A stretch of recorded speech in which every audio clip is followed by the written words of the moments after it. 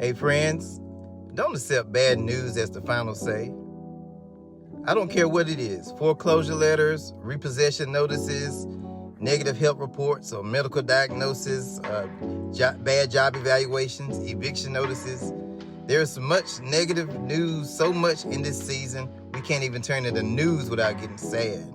But hear me, you don't have to agree with it. You don't have to be defined by it. God has the final say. So don't accept a death sentence when you have a life promised. Now let's check out Esther.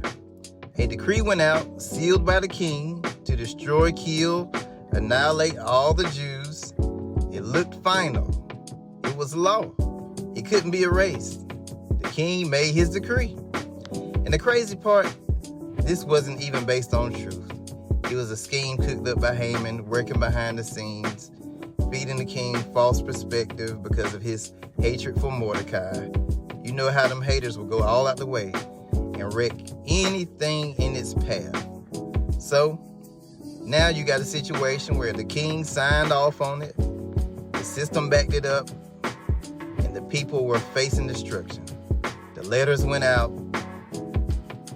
the suspense was set, and it has weight to it. That sound familiar?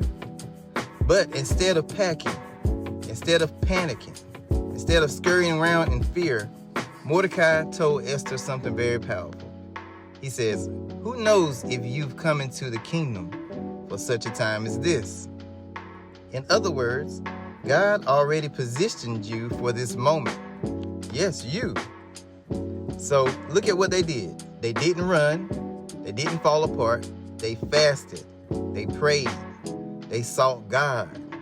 And Esther moved very carefully because going before the king uninvited could have gotten her killed.